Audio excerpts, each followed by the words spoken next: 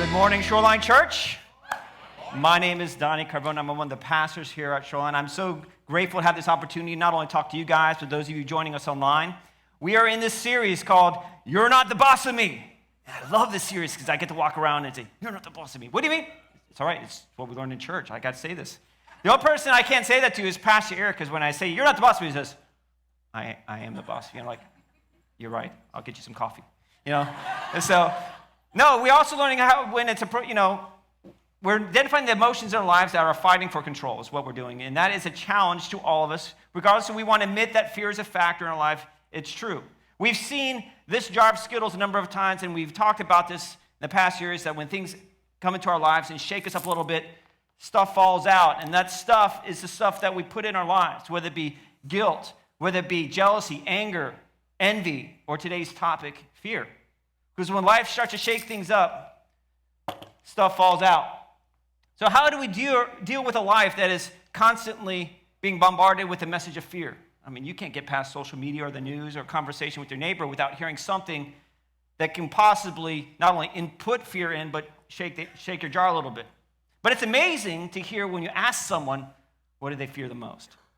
I was talking with some of our pastoral staff, like we were talking about when we went to Tennessee, and we were talking, what is your most irrational, random fear? And we'd heard some weird stuff. Mine, it's nothing important. It's just not one of those big things. It's like, I don't like to sleep with my feet that are tucked in sheets underneath the bed. Like when I go to hotels, like me and Graham, anytime we sleep in a bed, not together, but anytime we sleep in a bed, our feet are usually trapped because we're taller than the bed, and I just don't like it. That's one of those things that just makes me creep out a little bit. So even if I'm in a sleeping bag, I'll have my toes just poking out. Again, you have your fears. We talked about people who are afraid of, whether it be small places getting trapped or afraid of expansive places. People are afraid, you could talk about dogs, cats, chinchillas, bees, whatever. Everybody has something. You can Google it.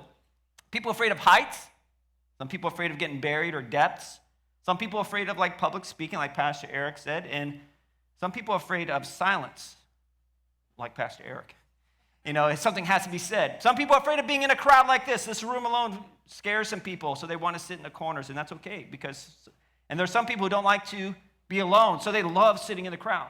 We all have these irrational fears, or some fears that we sort of laugh at, to the point they made a reality TV show. I don't remember in the late 90s and in the early 2000s, Fear Factor. Oh, man, that was great because they would they put a room full of these contestants who would not only combat their own emotions, but they'd compete against other contestants facing random fears. And if you were like me watching that, I'd see some of those activities and I'm like, I could do that all day. That's not going to bother me. That's nothing. But then they show something else like, you couldn't pay me $1 million to eat that hissing cockroach or whatever it was they put on the screen. I was like, that's just the nature of life. There's fears all around us that we can laugh off, we can joke around, but I will say that there are some fears in our life that are learned fears. Fears from like getting burned in a fire. You realize, I'm not going to do that. To being burned in a relationship emotionally. That may leave another type of scar. We also have fears of authority, like when people actually abuse their authority. Now we have issues with responding to people in authority. But on the other side, we have fear when we have to be the person who has to be the one in authority, make a decision. We don't want to make a decision. We want someone else to make a decision. That can be another fear. Sometimes the stuff we get in the mail or even in the emails can scare us, like anything like medical news. Like if you got a notice that's saying, hey, your grandmother only has 2 days to live. You're like, wow, that's a lot of decisions. There's no way I'm going to pay that ransom note. Some of you guys got that joke. But no, we have decisions in our life that can be some life or death. Oh, we got a late joke up here. Okay. We have some decisions in our life that can be really important. Other ones we're just like, I don't know how to handle this fear. Well, today I want us to look behind fear's curtain of production and see what are the gears that produce that emotion that tries to compete for control in our life. Now, because fear is really a factor in our life, that when it does spill out, when life happens and fear is what actually does trickle out a little bit, it can affect those around us, not just yourself.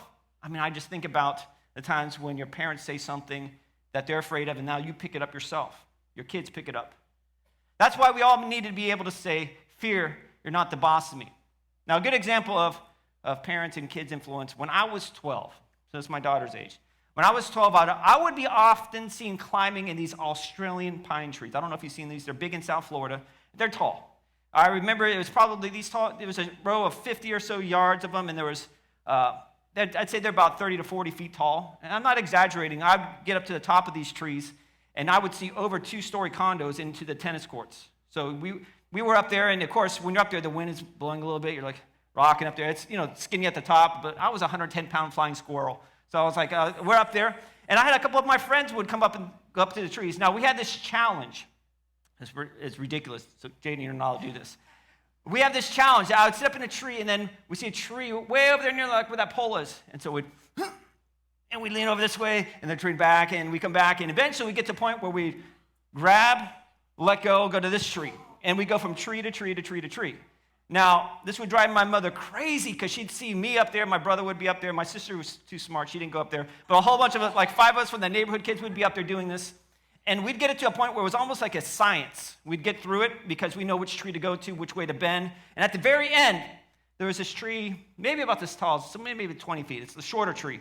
We get up to it, we climb down a little bit, get to the little one, and it bend down a little bit to the point where you're just dangling about 12 feet, 10 feet off the ground, about 1 story, and then you just drop and you roll. Again, I'm invincible at 12 years old, so that was awesome. And then we'd look at our digital watch, see how long it took, and do it again, so you can get the fastest record.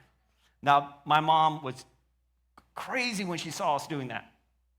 I'm not proud of that. Well, maybe I'm a little proud of that. But what this started was when I was younger, when I was a baby, I remember my mom telling us, hey, when you were 2, you used to think you can walk on air. I was like, what? I was like, what? I said, no, you used to stack up stuff to get on the counter, and then you'd find your way like to the top of a refrigerator. Now at 2, anybody who had 2-year-olds, we know when there's no sound going in the house, something's going wrong in the house. Because especially when I had an older brother, and when it was quiet, something's not safe. And it'd be quiet, and my mom would say that she'd feel the Lord tell her, go save that boy, and she'd run, and she'd actually catch me a couple times trying to walk off the edge of a refrigerator. All right, I was testing her faith. You're welcome, Mom. And so what am I supposed to be afraid of? I'm 2. I've never known what it's like to fall, so you're fearless. In that sense of fearlessness, you get it when you're naive. And so that's to be understood, because fear is actually a byproduct of when we mix our personal experience with also our imagination. When you go through something, now you're thinking ahead. Again, you're starting to predict what future outcomes would be. So fear can be one of those byproducts. Fear also has a way of spilling out around us. And our parents have used fear as a parenting strategy. I don't know if parents have ever done that. Don't ever do this because this will happen. And you're even though you're trying to mean well, you're spreading fear. And it's like, we can't eat there. My Uncle Sal once got food poisoning there, and he had the diarrhea for a month, And so now your whole family doesn't go to that restaurant because of what your fear story was. Now, we laugh a little bit about that, but think about all the other stories our parents or our friends have told us that we no longer go to or do because they've given us boundaries. We picked up some of their skittles in our life. Some fear in our life is healthy. It's like being aware of strangers. That's a good thing. Parents need to help bring a healthy awareness of fear about certain things, but it can spill into other areas of life where now it gradually becomes the boss of us. Now, while I was 12, the same age, again, my daughter, I remember being afraid of something so common in South Florida, it's almost silly, it's almost embarrassing, but I'm going to share it with you guys. In 1984, a movie came out. Now, I watched it at home in the VHS, so the timelines match up. But a blockbuster movie came out in 1984 that left an impression on me. It was The Never-Ending Story. Huge blockbuster, a lot of money spilled. I mean, it doesn't compare to today's CGI, but back then, it was huge. And I remember the story because it invoked this sense of wonder, exploration. The hero of the story was a 12-year-old boy or a boy around that age, and he was magically drawn into a fantasy world where magic happened, and there was these creatures, and it was sort of like Narnia in a way, and it was very fancy, it was awesome. But also in this magical book, there was this dark and evil power that sort of grew and developed, and everything it touched, it consumed, and it grew and grew. Sort of like Facebook. No, just kidding. It just grew and grew. And it spread throughout the land to the point where everyone was afraid of it. And as a kid, I was watching this, And it left an impression. Now, I want to just give you a couple-second example of what this thing was, and it was called the nothing. Cue.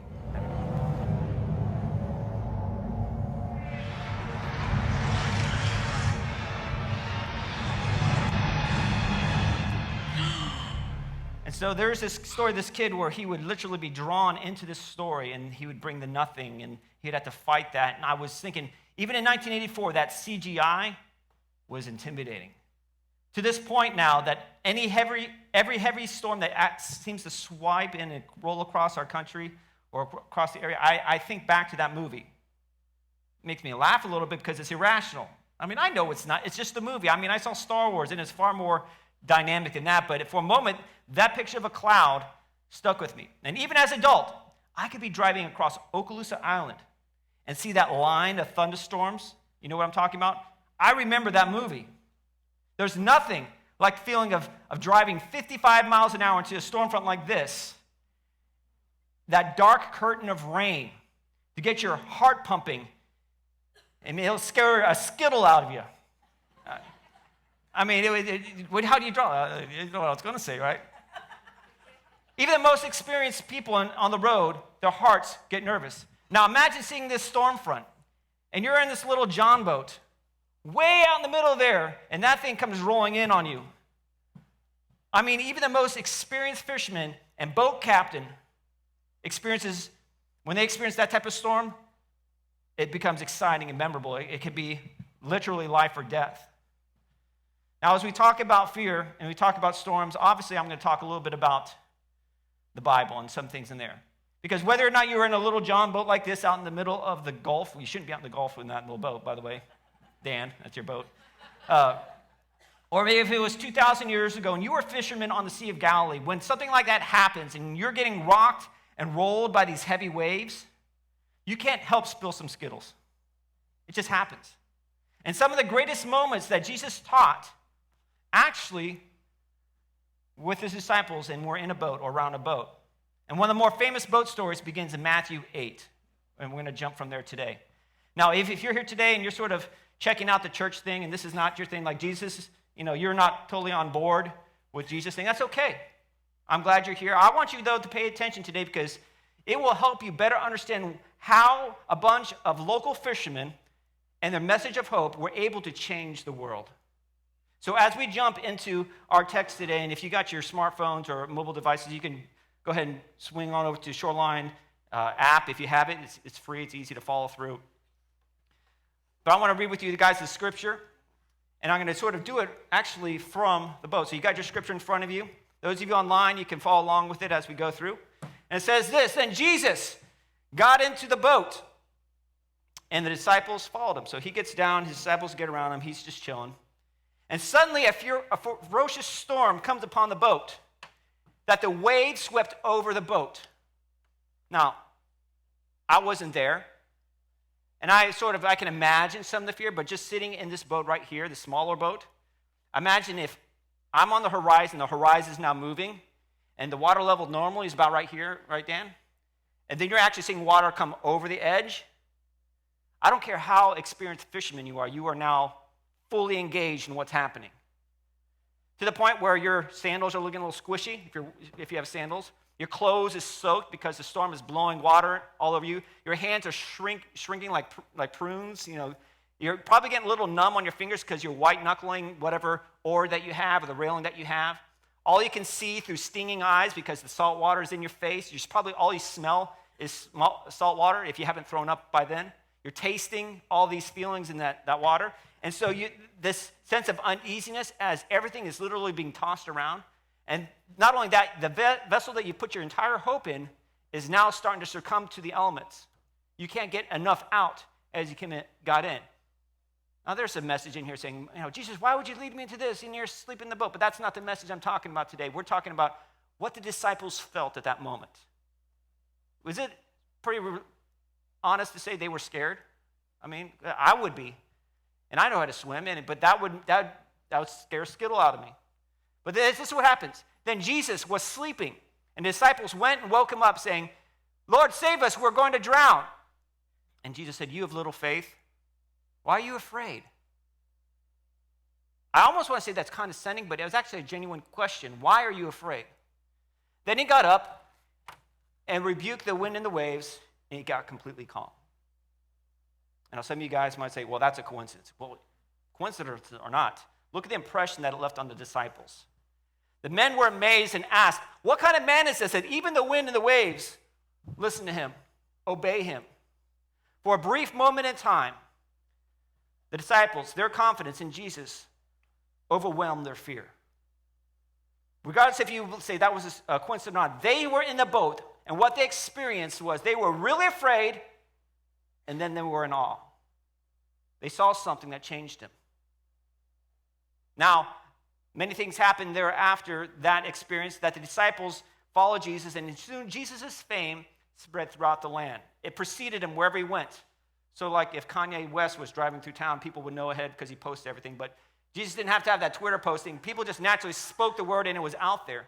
So any city he went to, they knew, which is remarkable, the fact that they didn't have, Twitter. Now think about this. The city leaders knew about this. And they started getting a little nervous because he wasn't the only guy out there competing for attention. They wanted the attention. They wanted the authority. His rise in popularity was nearing that of this guy called John the Baptist. And they didn't like John the Baptist. But John the Baptist was sort of in their face and confrontational, and people loved him. And so what happened, John the Baptist got arrested because there was some scheming and behind the background between the religious leaders and political leaders. They just didn't want him there. And now here's this Jesus starting to rise in popularity. Now back then, Rome ruled with a brutal fist of any opposition. And so these city leaders, they didn't want Rome to come in and stop this, because when they come in and stop, they stop with the heavy fist and the heavy boot. So they made sure they stopped John the Baptist. And some scheming behind the scenes, we find out, and you can read about that story in the Bible, but we find out that John the Baptist was beheaded. And of course, the disciples find out about this. This is after the boat experience. Imagine their heart. They come to the realization this was a sober reminder that everyone in the city, that no one is outside the grip of Rome. That someone that Jesus loved and did all the right things, but yet Rome took his head just on a whim. Rome was the master of fear and power and savage intimidation. Rome was the nothing in that time, because everywhere they went, they consumed and occupied, and there was a fear. So we pick up the story in Matthew chapter 14. It says this: when Jesus heard what has happened to, and this was talking about when he heard what happened to John the Baptist, he withdrew by a boat. So he was like, all right, guys, let's go deal with this, because he was a close friend. He was like someone you would consider family, a friend of the family. And so his disciples actually the ones that buried the body. So they got firsthand experience to see the savageness of Rome and the decisions. And so they decided to get in a boat to get some alone time. The people saw him, and they followed this. Hearing this, the crowd followed him on foot around the towns. And when Jesus landed on the other side, he saw a large crowd, and he had compassion on them. He ministered to them, and he healed the sick, which is amazing, because he was still grieving. His disciples were still grieving, but yet he saw this need, and he wanted to act out of compassion. Now, this is where the story where you find where he feeds the 5,000, but we're not going to jump into that. That's a whole other story for another day. But let's watch how the disciples react. Immediately after feeding the 5,000 and all that story, that miracle, Jesus made the disciples get into the boat. Now, when I look at the word made, it's actually like forced. You wonder why? Remember the last time they got in the boat? What happened? It's like, all right, we're going on a boat ride. We can walk. I mean, we're good. We walk everywhere else, but no, we're going to go on a boat ride. But you guys go on ahead. Well, wait, hey, Jesus, last time we went with you, we needed you. He's like, no. He made them go in a boat, and he says, I'm going to dismiss the people. I'll see you on the other side. So he dismissed the people. And then he went up on a mountainside by himself to pray, because Jesus he felt the loss of John, but he also wanted just to reconnect with his Heavenly Father. Now, when I read in the book of Mark, the same account in Mark 6, it talks about how the disciples went across, and they were a long way out, and they were struggling to early morning, that they were using the oars, and they were rowing against the wind. Have any of you guys ever tried to row against the wind? It is a fatiguing, frustrating process that you're sitting here for 4 hours, and you've gone like 6 feet. But meanwhile, they're in the middle of this water, and they're experiencing this. And I love in Mark's gospel, where he talks about how Jesus saw them struggling in the middle of the water, and he decided to walk as if he was going to pass by. It's like Jesus wasn't even going to stop. He was just going to walk by, and they see him, they scream, ah! So I love that narrative as it paired with this one. But so anyways, they're here rowing against the water. And again, you could talk about another narrative, about another message, how Jesus sometimes will lead you into a difficulty where you're doing all your very best, and you put your very effort, and nothing's happened, and all of a sudden Jesus shows up. Glory. That isn't this message. But what we're seeing is, here's Jesus, he walks up, and the disciples see him walking on the water, and they were terrified. It's a ghost. Now, mind you, these guys know the water. They've been struggling out here, and they're just fighting against the wind, and it's not as choppy as it was before, but maybe they tried to do the thing that Jesus said, like, wind, stop it. Stop it. It didn't work. So now they're still laboring with the oars. Maybe if they said stop it, they wouldn't have been laboring. I don't know. That's another message for another day. But Jesus immediately said to them, hey, take courage, it's me. Don't be afraid. And we find out Jesus actually says that a lot to his disciples. He says a lot to people. In fact, in the Bible, if you were to look, it says, do not be afraid or fear not over 300 times. It's an important topic. And Jesus is continually reminding them, especially when he's just showing up on the scene, because the first thing they see is like, I wasn't expecting you this way. Don't be afraid. But here's one thing that we see a little bit different. Peter had a little light bulb moment. He says, Lord, if it's you, tell me to come out on the water. Come, Jesus said. Then Peter got down out of the boat. So I wonder what that exchange looked like.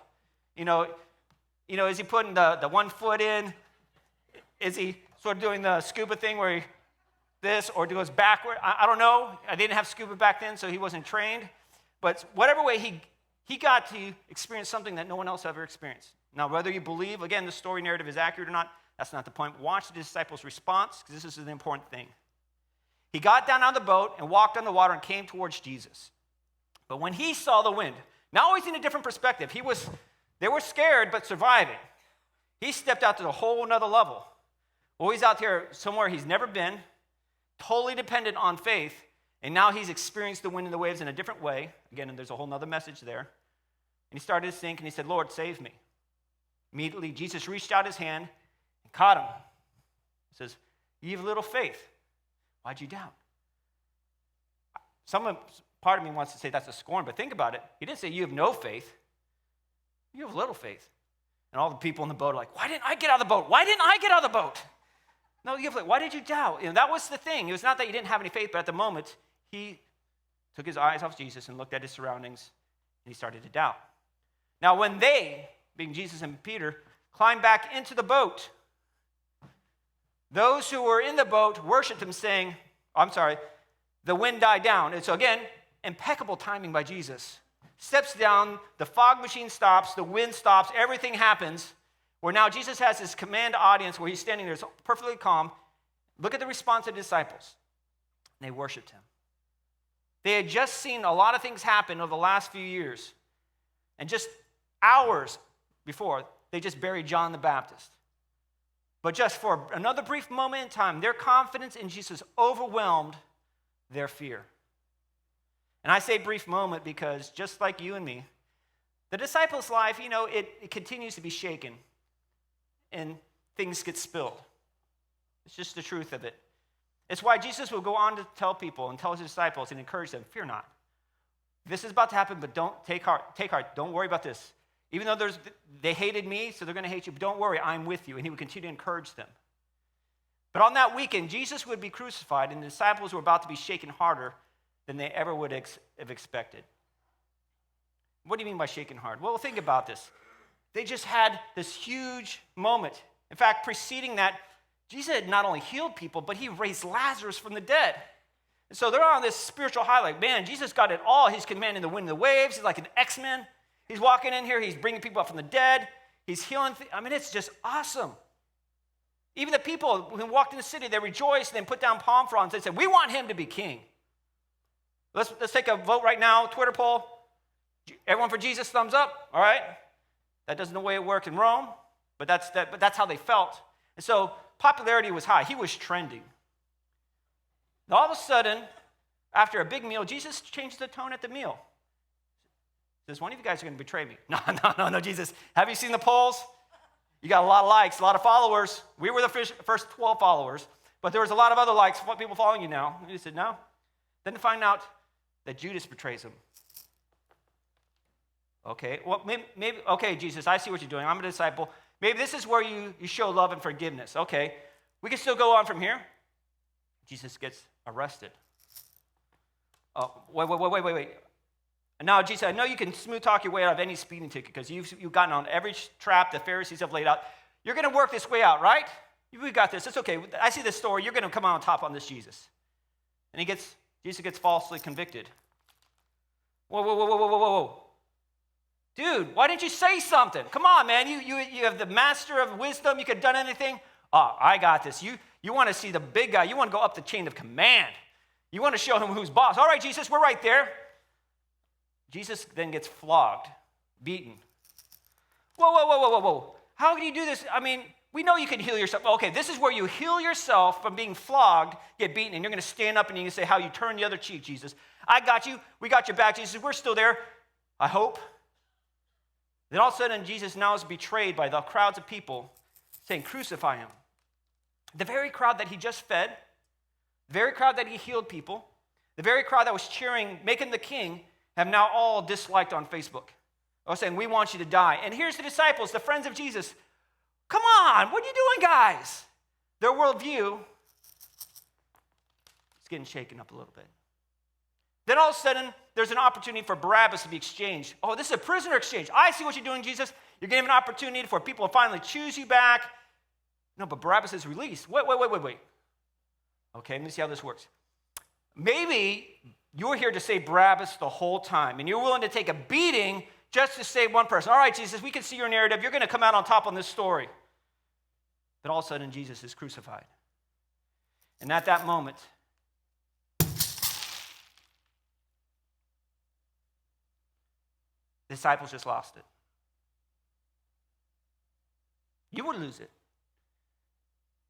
I mean, they saw John the Baptist get beheaded and buried. Jesus didn't raise him from the dead. Is there a limit now? Is Rome going to win again? Maybe you felt this way. Something bad happened, and you're like, oh, okay, there's a hope in this. There's somewhere that we can make this work, Jesus. And then something happens. You've been betrayed by someone at work. You lost your job because of what they said, or even fired. There's some people here that know what it feels like to be betrayed by physical abuse or emotional abuse. And I can't take any more. There's some here that you've been rejected publicly. You used to have a group of friends, but now they're ex-friends. What they post on social media and what they've spread around school or work, you just, I can't deal with it anymore. I mean, how do you recover? Some of us even know the feeling to watch a loved one or a dream die right in front of you. What do you do with that? Jesus, where were you? If you've ever been shaken like this, when your life is all sprayed out and you have nothing left, then you know what it's like to be a friend of Jesus during that weekend. Now we know how to get in the mindset of what the disciples felt like. So when they ran, we can have a little more understanding when they felt, because they were gripped by fear. Fear became the boss of them. And again, once again, Rome seems to do its victory lap. I mean, Rome was a master of crucifixion, and for Jesus to die by the crucifixion was just like, chalk one up to Rome. Another death. Disciples scattered. Many of you guys have known a little bit of Roman histories. They would intimidate cultures by crucifying people and leaving them outside the city as either they light them on fire as torches or markers, or if there was any type of rebellion. This is why the religious leaders were afraid of that rebellion. They thought that what Jesus was saying would cause some sort of uprising, and Rome would come and they'd crucify everyone. You know, the angry, all right, you all going to go. And they were afraid of that. So was this a moment where Rome was going to get the final laugh? Come in again with its ultimate weapon of death and crucifixion? So the disciples reacted like you or I. They reacted in fear, which is forget everything and run. That's what it meant for the disciples. That's what it means to us when the Skittles hit the floor, when life happens. I've done this. I mean, I've reacted in fear. We've done this. I mean, some of you guys here have done it with church and try to write off the whole church experience because of something like this. And the fact that you're here is a miracle. The fact that you're watching online is a testament that there's a bigger story being written here that you're just now becoming aware of, that God is wanting a message for you to connect with, and I get that. And the message is one of Jesus' best lessons on fear. It's this. Jesus took Rome's best and biggest and most ruthless punch and turned the other cheek. There's no more disgusting, disgracing way to die by crucifixion, and Jesus took it. Not only did it take it, it's the way he took it. From that moment, the disciples saw how love truly wins. If you think about it, Jesus could have negotiated. He could have used his wisdom. He could have at any time talked his way out of that. He could have called the storm. He could have called angels down. But he chose not to outpower Rome or to use his wisdom to outmaneuver. He chose to outlove them by turning the other cheek.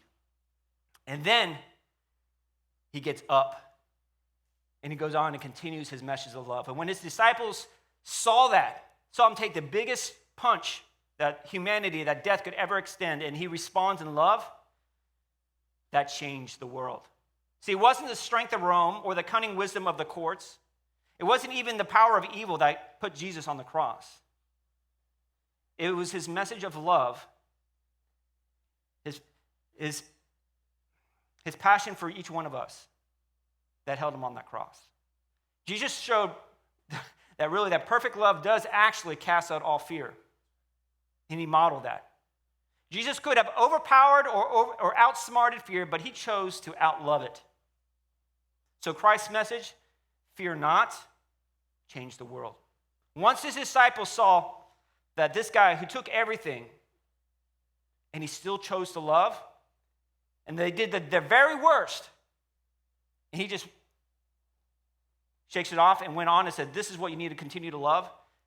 They're like, what can the world do to me if this is true? And he says that this is his love, this is my message, that he loves me this much.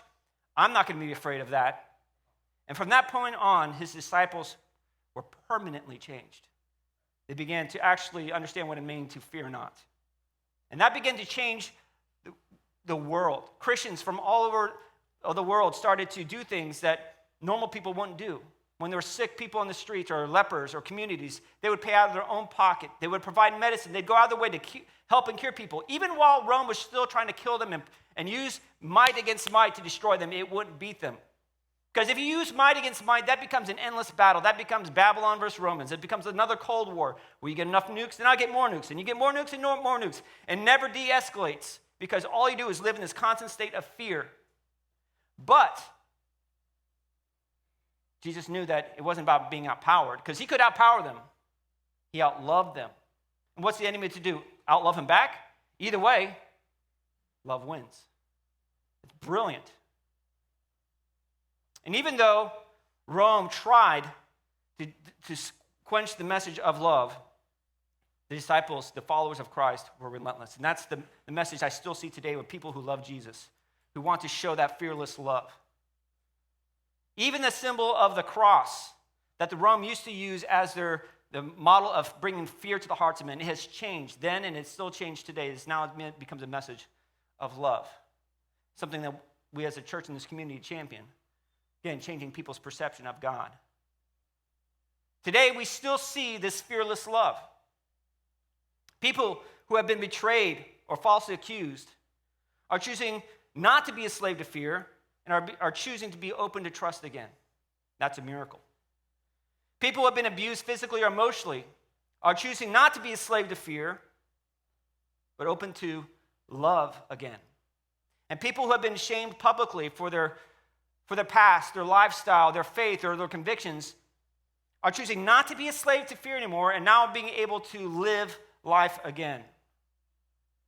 You want to see a miracle? It's happening around you.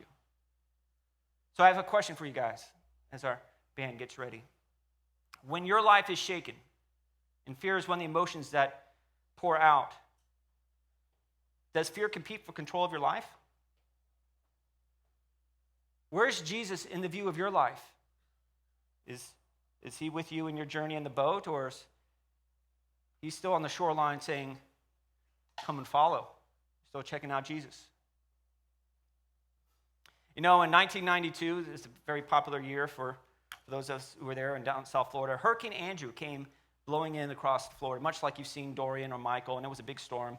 And again, now I'm 16 years old, about to turn 17, and our church does what most churches do. They have a response to see when they see tragedy. They run towards it, and they want to show love. Again, evidence of the gospel working.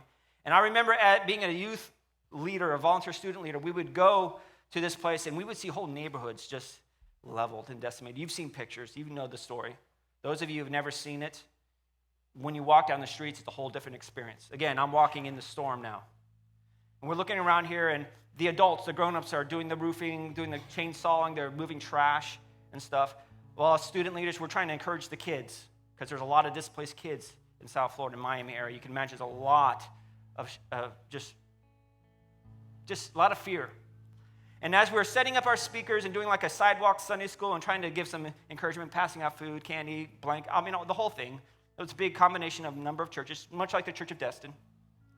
I remember seeing in the distance another one of those large storm fronts, almost like a rain band, but it was thick and heavy, and it was heading our way. And for a moment, again, I had that moment, haven't we been through enough? Haven't these guys been through enough?